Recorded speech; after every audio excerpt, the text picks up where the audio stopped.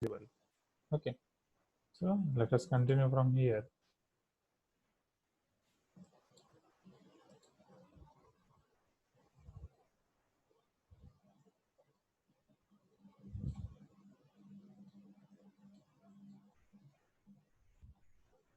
तो यहाँ तक मैंने आपको दिखा दिया था. ओके, दैट ये आपका टर्म जीरो हो जाएगी, and if this is zero then this will be 1/1 minus zero, यहीं पे मैं कर सकता हूँ. So it is your 1. So f of zero plus is 1, और एफ ऑफ जीरो आपको जीरो दिया गया है. Right, now let us check f of zero minus. Okay,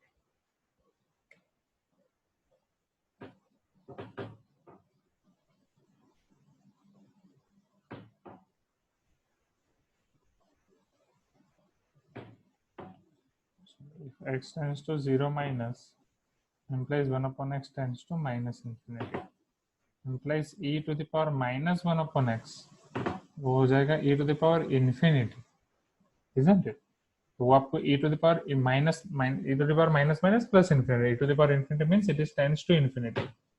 अब 1 माइनस कर रहे हो, 1 माइनस इन्फिनिटी, मतलब 1 माइनस, तो वो भी आपका इन्फिनिटी तरफ ही जाएगा, डेफिनेटली माइनस इन्फिनिटी होगा.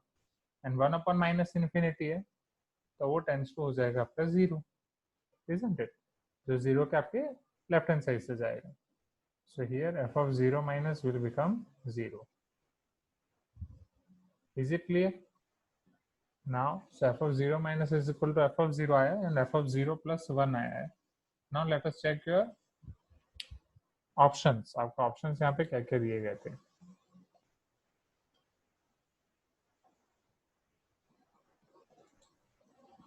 So f is continuous at x equal to 0, f of 0 equal to f of 0 plus f of x has a jump of 2 units at x equal to 0, f of x has a jump of 1 unit at x equal to 0. तो अगर आप यहाँ पे function का graph देखें, अगर मैं सिर्फ जीरो पे ऑब्जर्व करूं, तो we know that at zero पे एक तो एफ ऑफ जीरो आपका जीरो हो रहा है, जीरो के राइट हैंड साइड पे वो 1 है. ओके, जीरो के राइट हैंड साइड पे 1 है, जीरो के राइट हैंड साइड पे 1 है, मतलब यहाँ से आप फंक्शन जैसे भी आगे बढ़ेगा, उसके अगर आप आइदर इंक्रीज होगा डिक्रीज होगा जैसे भी होगा, वो यहाँ से आगे बढ़ेगा. राइट, मतलब वो जीरो के राइट हैंड साइड से 1 से आगे बढ़ेगा, इधर वो इंक्रीज हो रहा है डिक्रीज हो रहा है जो भी हो रहा है, और जीरो के लेफ्ट हैंड साइड से तो वो जीरो ही है. Okay, so that means function का ग्राफ आपको समथिंग ऐसा मिलेगा, ये जीरो के लेफ्ट हैंड साइड से आ रहा है, यहाँ पे जीरो हो रहा है, फिर उसके बाद यहाँ से वो आगे बढ़ेगा, फिर जैसा भी हो रहा है. Are you getting my point?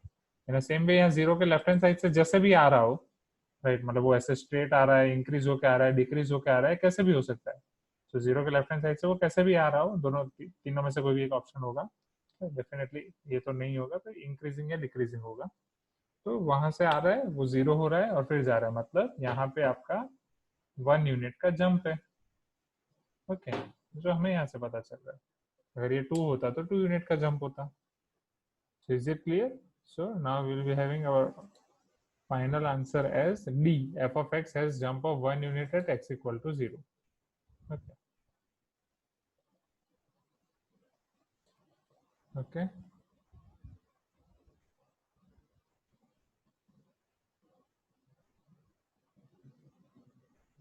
हाँ, तो वही है ना, राइट हैंड लिमिट 1 आ रहा है ना वर्षा, और लेफ्ट हैंड लिमिट 0 आ रहा है. तो आपने जो मेथड की, दैट इज आपने a माइनस एच रखा, दैट इज यहाँ पे वो आपका 0 minus H and 0 plus H ही हो जाएगा. तो both answer are same only, 0 minus H 0 plus H. Okay, वहां पे आप हम करते हैं h tends to 0 and 0 minus H 0 plus H लेके करते हैं. So both answers are right only, मतलब जो भी मेथड से करो सेम आंसर ही आ रहा है. ओके, सो ये आपका 10th क्वेश्चन हो गया. Now shall we move to question 11 now? Okay.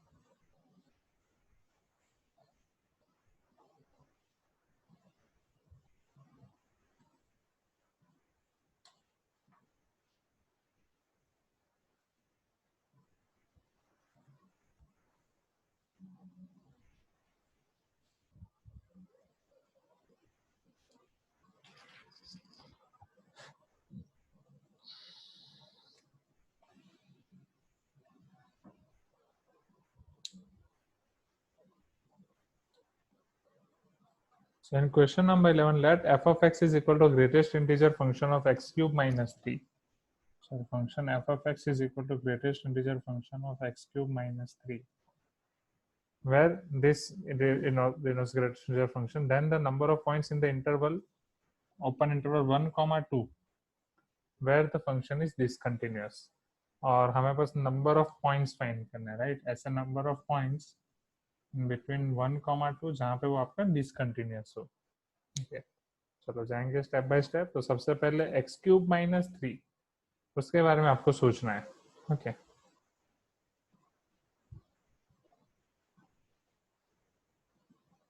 तो अगर एक्स क्यूब माइनस 3 आपको पता है,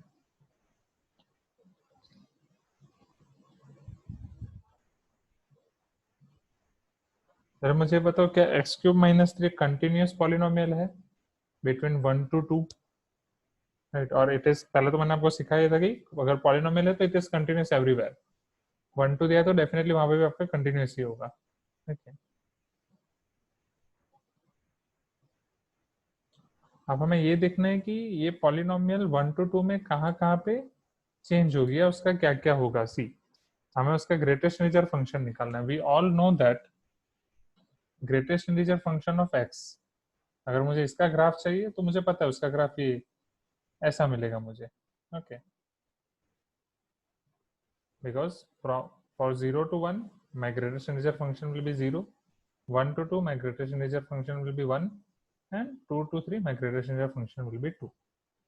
अब यस, अब मुझे ये देखना है कि एक्स क्यूब माइनस 3 कौन कौन सी वैल्यू ले रहा है, कौन कौन से इंटीजर वैल्यू के बीच में है, तो मैं दिखा सकता हूँ कि सोच सकता हूँ कि क्या होगा.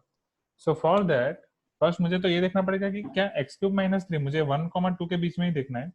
तो क्या 1, 2 के बीच के सारे पॉइंट्स के लिए वो डिफाइंड है.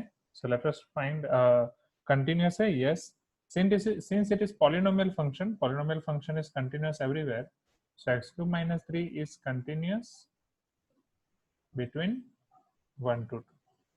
अब मुझे देखना है 1 to 2 में वो कौन कौन सी इंटीजर वैल्यू ले रहा है. अगर मैं 1 पे पॉलिनोमियल फाइंड कर रहा हूँ, 1 पे वो नहीं ढूंढना है हमें, बट मैं 1 पे फाइंड कर रहा हूँ, तो 1 पे मुझे मिलेगा 1 cube minus 3, 1 minus 3 that is minus 2. 2 पे मुझे मिलेगा 2 cube minus 3, 2 cube is 8, 8 minus 3 is equal to 5. अब मुझे ये देखना है क्या x cube minus 3 increasing polynomial है कि डिक्रीजिंग पॉलिनोमियल है, राइट? वो मुझे पहले चेक करना है. और इन बिटवीन 1 to 2, तो एक तो मुझे पता है कि एक्स क्यूब का ग्राफ ऐसे होता है. ओके एक्स क्यूब का ग्राफ समथिंग ऐसे होता है, डेफिनेटली मतलब ऐसे होगा कि आपका प्लस इन्फिनिटी माइनस इन्फिनिटी सब ऐसे कवर हो जाए. तो इस तरीके से समथिंग आपका एक्स क्यूब का ग्राफ होता है. अब आप एक्स क्यूब माइनस 3 कर रहे हैं, राइट? मतलब वाई से वाई एक्सिस पे वो शिफ्ट हो जाएगा -3. अब वो कैसे शिफ्ट होगा, तो इनिशियली आपको 1 क्यूब पे 1 मिल रहा था, राइट? और अब एग्जैक्टली 1 पे आपको मिलेगा 1 क्यूब माइनस 3. तो instead of 1 you will get -2, और 0 पे आपको मिलेगा -3. तो वो पूरा ग्राफ आपका शिफ्ट हो जाएगा 0 -3. ओके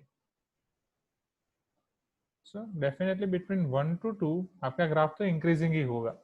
सो इंक्रीजिंग है या डिक्रीजिंग वो देखने के लिए आप ये चेक कर सकते हैं ग्राफ और else slope, right? If p of x is x cube minus 3, then p dash x is equal to 3 times x square minus 0.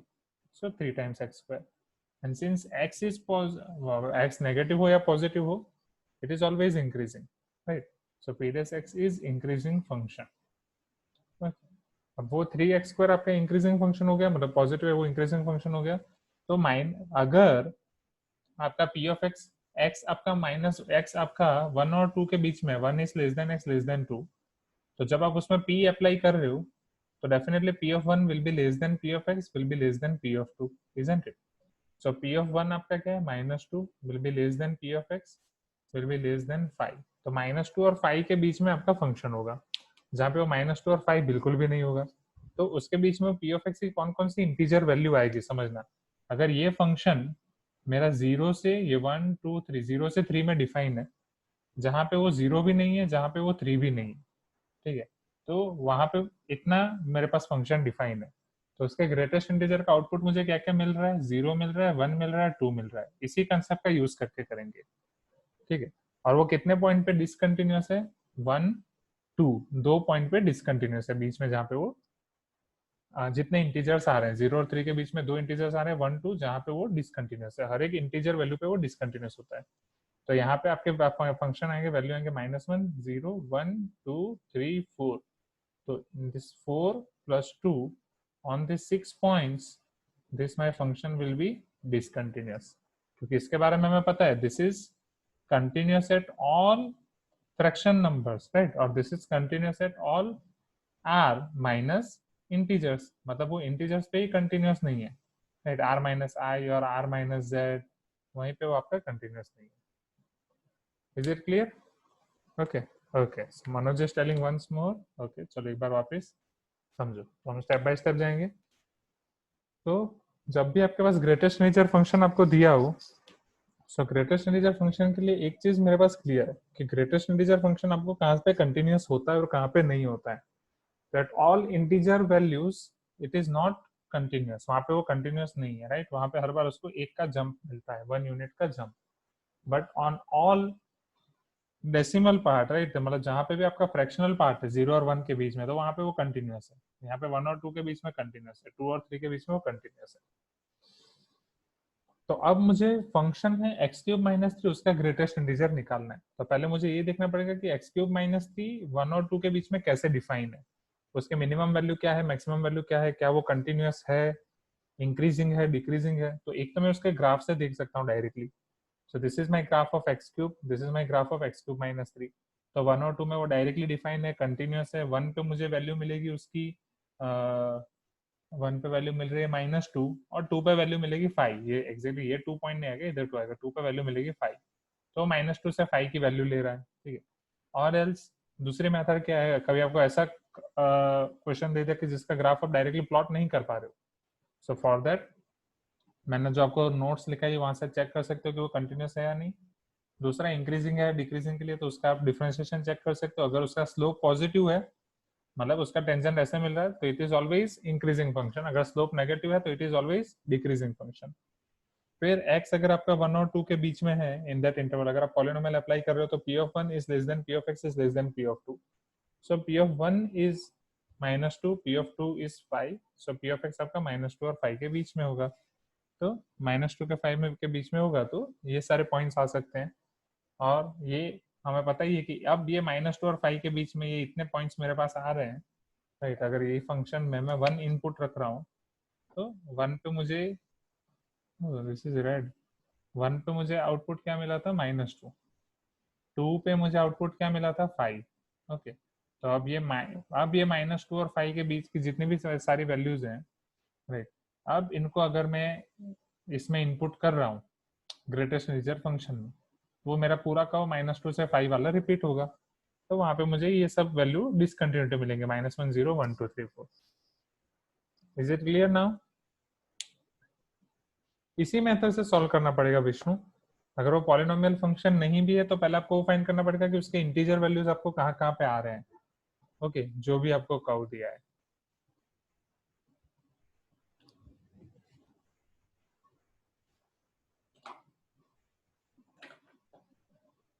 Okay, चलो, so question number 11, question number 12। Now आपको doubt है 12 13, question number 12।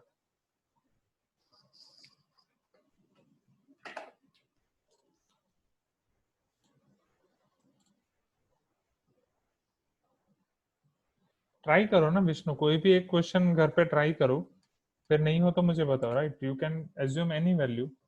अब 2 + sin x या 3 - cos x, ऐसा कोई भी एक function ले लो और उसके लिए फाइंड करने की कोशिश करो। कोई भी एक इंटरवल ले लो, सपोज 0 to π/2 और 0 to π, ठीक है। अगर वो sin x ले रहे हो, आप ट्रिग्नोमेट्रिक फंक्शन ले रहे हो, तो ठीक है। तो कोई भी एक इंटरवल ले लो, सपोज 0 to π/2। अब यहाँ पे इस फाइंड करने की कोशिश करो कि कहाँ से कहाँ हो सकता है।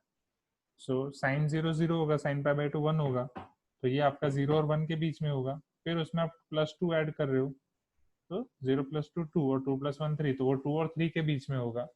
और अगर वो यहाँ आपके पास 2 और 3 के बीच में है, तो वहां पे पर्टिकुलर कोई भी नहीं आ रहा है, कोई भी एक दूसरा इंटीजर पॉइंट नहीं आ रहा है, तो ये आपका कंटिन्यूस ही होगा 2 + sin x। इस तरीके से आप अलग अलग फंक्शन देख के चेक कर सकते हैं।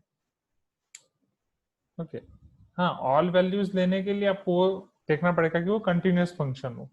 ठीक है, तो फिलहाल कंटिन्यूस वालों के लिए एग्जांपल देखो। ओके, तो आप कुछ भी रैंडमली ट्राई कर सकते हैं। Question number 12।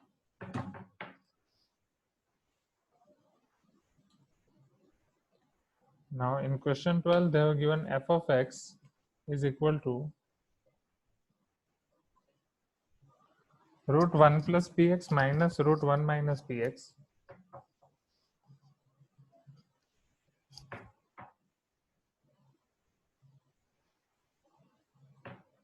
divided by x.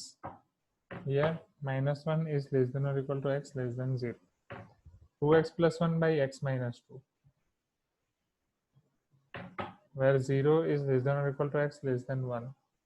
So it is continuous in the interval close interval minus 1 to 1, then p equal to, यहाँ पे आपको p unknown दिया गया है, continuous in the interval close interval minus 1 to 1. So definitely अगर वो minus 1 to 1 close interval में continuous है तो वो सभी पॉइंट पे कंटिन्यूस होगा फंक्शन, और अगर सभी पॉइंट पे कंटिन्यूस है तो जीरो पे भी कंटिन्यूस होगा। So by using that let us try to find this. So here left hand limit will be equal to right hand limit. थोड़ा जल्दी इतने जगह पे मैं खत्म करूंगा, मतलब खत्म करने की कोशिश करूंगा, तो समझना। So limit x tends to 0 plus 2x plus 1 by x minus 2, क्या ये मुझे डायरेक्टली मिल सकता है? 0 plus 1 by 0 minus 2 1 minus 1 by minus 2, तो ये तो मुझे डायरेक्टली मिल जाएगा 1 बाई माइनस 2। क्या ये डायरेक्टली मिल सकता है? 1 माइनस 1 0 0 बाई 0 फॉर्म। तो यहाँ पे हम क्या कर सकते हैं, स्क्वायर रूट है दोनों जगह। What can we do? जल्दी जल्दी बोलो। अगर स्क्वायर रूट है तो लिमिट में हम क्या करते हैं? Yes, rationalisation. ओके, तो रैशनलाइजेशन में डायरेक्ट कर रहा हूँ, तो या नहीं, चलो लिख ही लेते हैं ज्यादा डायरेक्ट में। 1 plus P x minus square root 1 minus P x divide by x. तो यहाँ पे हम square root 1 plus P x plus square root 1 minus P x divide by square root 1 plus px plus square root 1 minus px. Okay, so this will be equal to 1 plus px minus 1 minus px, right? Square और square root cancel हो जाएगा, तो plus P x plus 1 minus 1 cancel हो जाएगा, plus P x 2 P x by x. ठीक है, तो वो 2p बचेगा और डिवाइड बाई ये है, तो अब इसमें तो मैं जीरो रख सकता हूँ। तो root 1 plus root 1 1 plus 1 2, 2p by 2, answer will be p. So your p will be minus half. Is it clear? Great. सब थोड़ा डायरेक्टली कर लिया। अगर नहीं पता चला हो तो जस्ट प्लीज इन्फॉर्म मी, तो अगर उसको रिपीट करने की जरूरत है तो मैं रिपीट करता हूँ। p equal to minus half. Okay, ये आपका आंसर आएगा।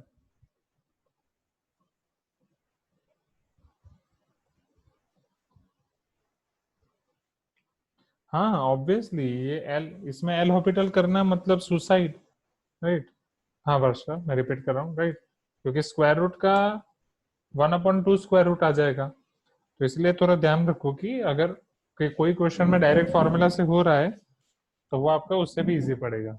Okay,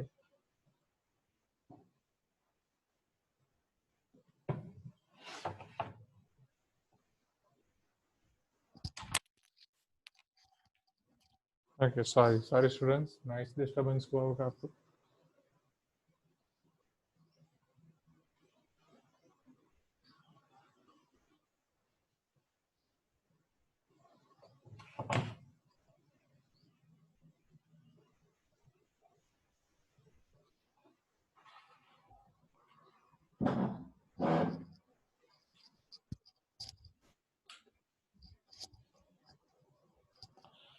okay, now see I am repeating this question once again, इसको ध्यान से समझो। So here my left hand limit will be equal to right hand limit at x equal to 0। तो अगर मैं राइट हैंड लिमिट चेक कर रहा हूँ तो it will B 0 plus 1 0 minus 2, तो 1 by minus 2।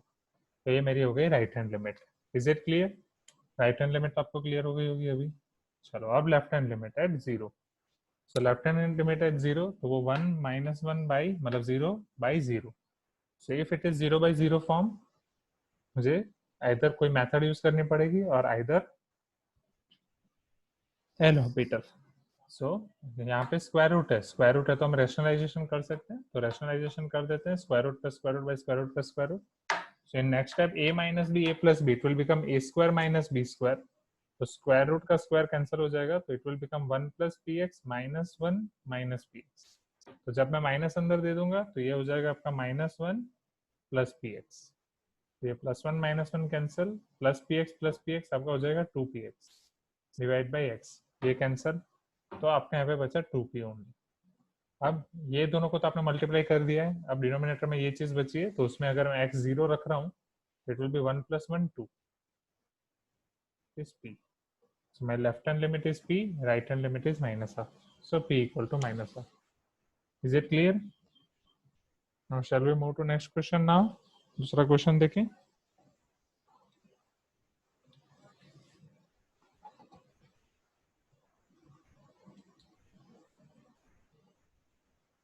Okay.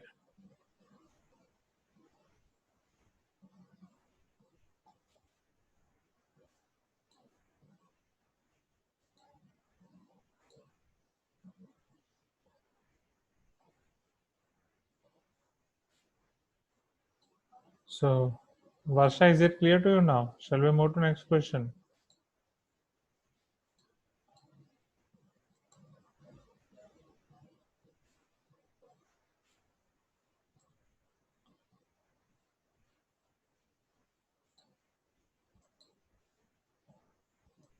Okay. Sure.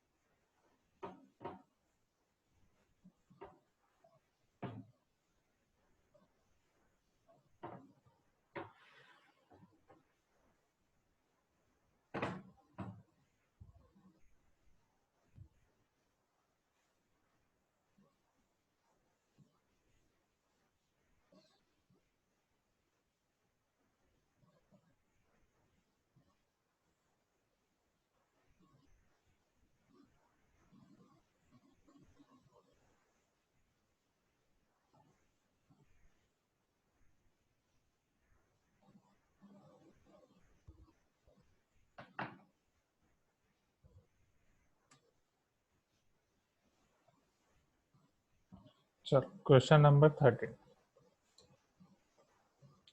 The function f from r minus 0 to r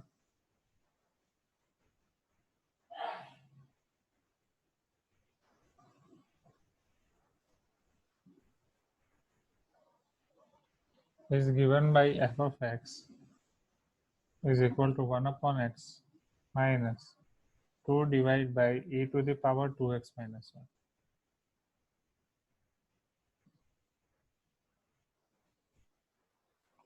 Can be made continuous at x equal to 0 by defining f of 0 as. चलो तो वो question तो बाद में, पहले मुझे ये बताओ इसको कौन सा टाइप की डिसकंटिन्यूटी बोलते हैं. राइट. ये जिस डिसकंटिन्यूटी को आप रिमूव कर सकते हैं दूसरा मतलब वो पॉइंट पे कुछ ना कुछ डिफाइन करके. ओके. वहां से यहाँ से हम सारे अपने कंटिन्यूटी वाले फॉर्मेट याद रख लेते हैं. यस. तो एक था आपका removable type. Okay. Removable type, removable kind of discontinuity. दूसरा था आपका इरिमूवेबल टाइप ऑफ डिसकंटिन्यूटी या मिसिंग पॉइंट डिसकंटिन्यूटी. ठीक है. Now so this is your removable discontinuity. चलो अब जो रिमूवेबल नहीं थी, इरिमूवेबल, उसके लिए हम क्या डिफाइन करें. उसके में भी दो पार्ट्स थे, इजंट इट. वो दो पार्ट को कैसे आप डिफाइन करते थे. फर्स्ट काइंड, सेकंड काइंड, और उसके अलग अलग नाम थे.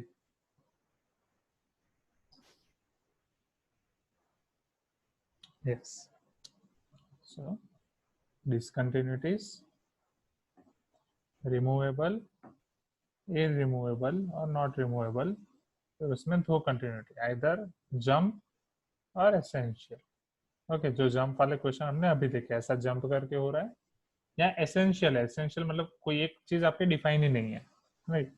सो वो डेफिनेटली आपका एसेंशियल होगा कि उसमें कुछ नहीं कर सकते। एंड रिमूवेबल, रिमूवेबल को आप रिमूव कर सकते हो bye defining F of zero, ठीक है। So this was just for, हाँ, सो LHL और RHL is not defined in this essential. चलो अब यहाँ पे हमें एफ ऑफ जीरो डिफाइन करना है, तो एफ ऑफ जीरो हम किस तरीके से डिफाइन करेंगे, such that limit x tends to 0 f of x will become f of 0. So अब limit x tends to 0 f of x वो आपका क्या होगा, is equal to limit x tends to 0 1 by x. Okay, so if I simplify first, e to the power 2x minus 1 minus 2 divided by x into e to the power 2x minus 1. Okay, minus 2x होगा ना, मैं mistake. Okay, अब अगर आप इसमें x tense to 0 रख रहे हो तो e to the power 0 1 1 minus 1 0, right, minus 0 divided by 0 into 1 minus 1 0, so it is 0 by 0 form, and definitely कोई formula नहीं बन रही है, so yes, let us go for L'Hopital only. So if I apply L'Hopital rule over here, it will become limit x tends to 0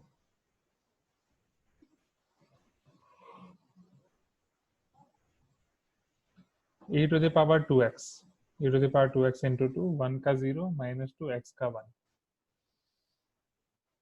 चलो x constant, e to the power 2x into 2 minus 1 का 0 plus e to the power 2x minus 1 x का 1,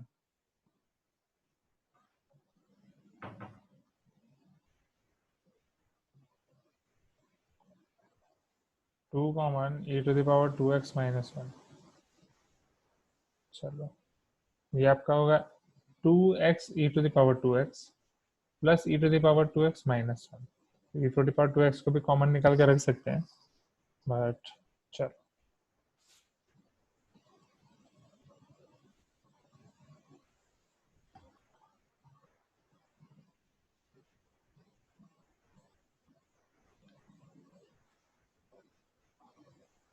okay, 2x plus 1 e to the power 2x minus 1, चलो अब क्या करेंगे, क्या कोई formula, कोई सिंप्लीफिकेशन हो रहा है, और shall we move to again L'Hopital. Okay,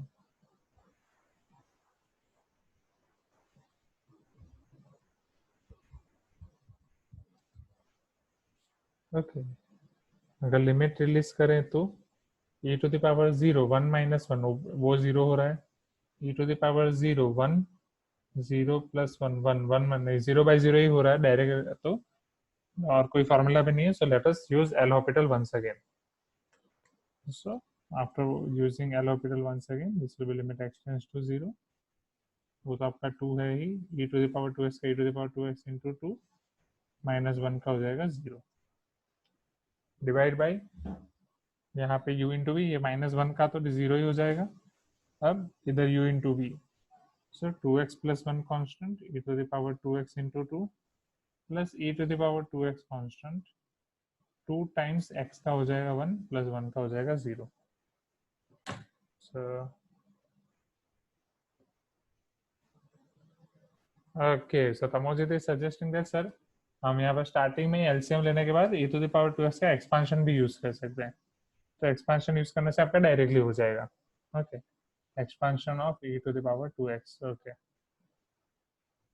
now here this will be equal to limit x tends to 0 in numerator half 2 to the 4 e to the power 2x divide by e to the power 2x, आपके दोनों terms में e to the power 2x को मैं common निकाल लेता हूँ, तो यहाँ पे आपके पास बचेगा यही आएगा ना, e to the power 2x common 2x का 1 0, तो e to the power 2x दोनों में, so here on next term I will be left with 2, in first term I will be left with 2 to the 4x plus 2.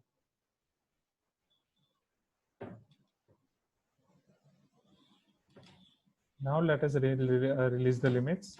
So 4 divided by 2 plus 2, right? Because ये तो आपका 0 हो जाएगा. So 4 by 4, answer will be 1. Is it clear now? Okay. तो f of 0 को आपको क्या define करना पड़ेगा? 1. Otherwise x is equal to 0 पे आपका f of x डिफाइन नहीं होगा. ओके. तो ये था आपका question 13. Is it clear? Is there a need of repeating this once again?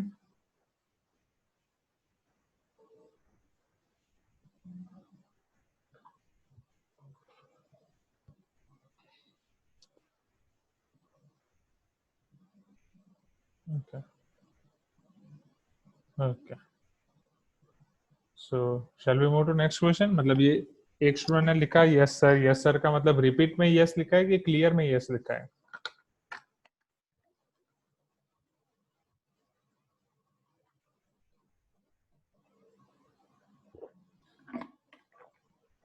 Okay, why not? Repeat कर रहा हूँ, ठीक है, समझना. सो ये तो आपका डिस्कंटिन्यूटी वाला चार्ट है, राइट? तो वो डिस्कंटिन्यूटी वाला चार्ट हमने पूरा रिवाइज किया कि अगर आपका फंक्शन डिसकंटिन्यूअस है तो वो डिसकंटिन्यूटी कितने टाइप की डिसकंटिन्यूटी होती है. सो मेजरली 2 टाइप की होती है, इधर रिमूवेबल और इरिमूवेबल.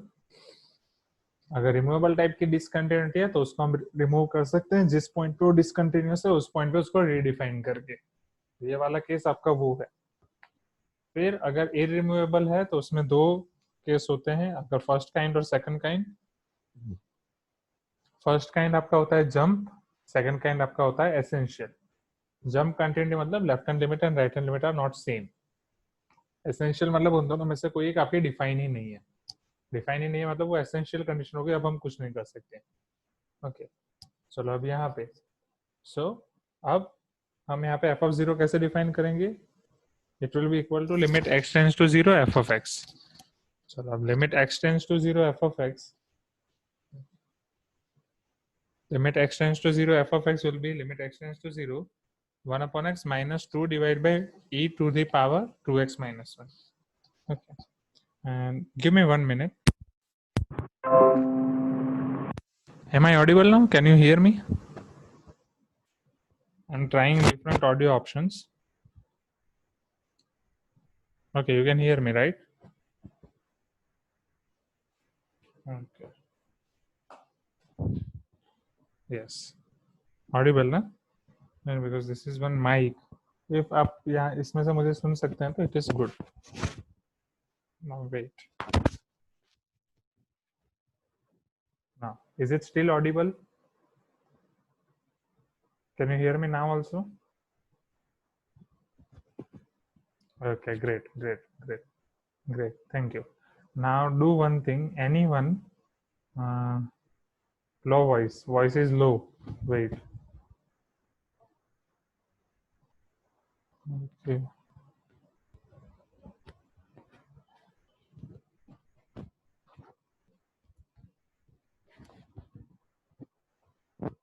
Still voice is low. Enough, na? Okay. So now I have to check only one thing. So Harsha, can you unmute yourself and tell anything? That yes sir, no sir, anything. Just unmute yourself. Yes, sir. Okay. No. Wait. Can you try this once again?